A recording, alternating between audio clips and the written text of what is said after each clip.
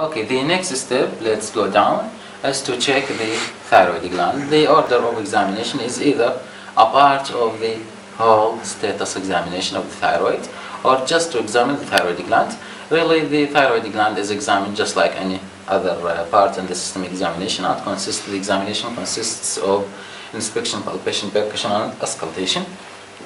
First of all, I will check and inspect the thyroid gland here and to see whether it is enlarged or not, and to see any visible neck that may indicate obstruction.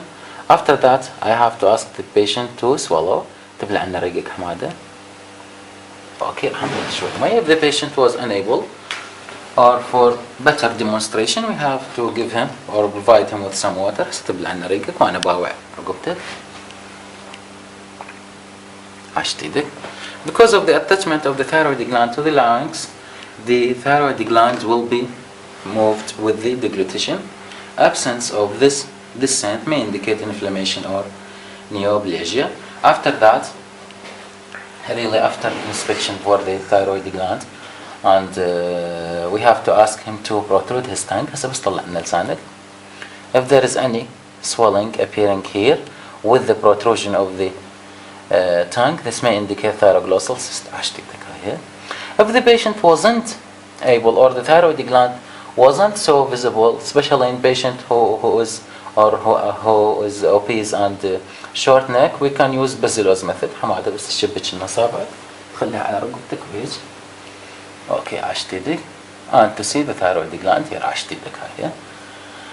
The next step in the examination is palpation. First of all, I'll palpate for the thyroid gland, pressing from one side and palpate the other side. Also ask the patient to swallow.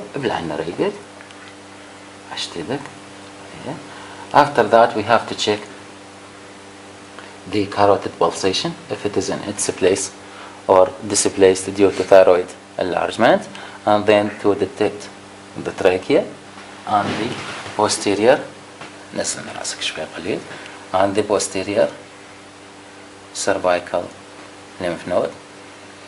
This is palpation from the front. After that, I will palpate from behind. Also, I'll press the hand slightly the neck of the patient, and I'll press from one side just like this.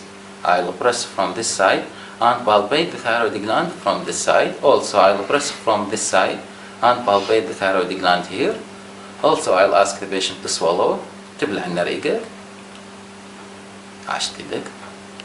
Also, I'll check for the whole remaining cervical lymph node, as we have learned in the general examination.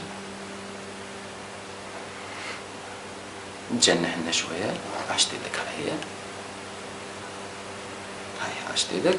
This is all about the palpation from the behind. After that, I'll ask the patient to perform Pemberton sign. بس هسه ترفع يديك. Okay, this is Pemberton sign. Let's wait. Patient who have retrosternal extension of the thyroid, he will develop cyanosis, congestion, edema of the face with this sign. هاي عشتيدك نزلها.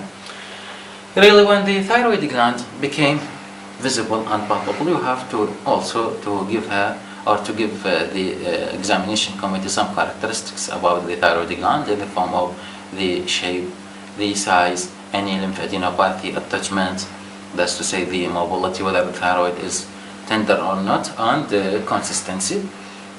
This is about the palpation of the thyroid gland. After that, we have to percuss.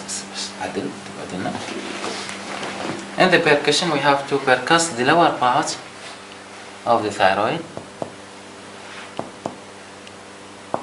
over the clavicles,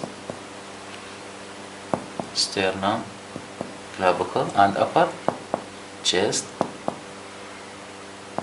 over the sternum and upper chest. And the dullness here may indicate that the patient has thyroid extension, retrosternal goiter.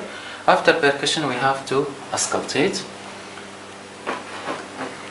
The auscultation, you have to look for bruit, which indicate hypervascularity of the thyroid. over both lobes of the thyroid. If breathing interfere with your hearing, you can ask the patient to stop breathing. بس اقطع نفس شوي. عشت ايدك، خذ نفس براحتك. هسه اقطعه. عشت ايدك. Really listen for or over both thyroid glands. This may indicate hypervascularity and Graves' disease.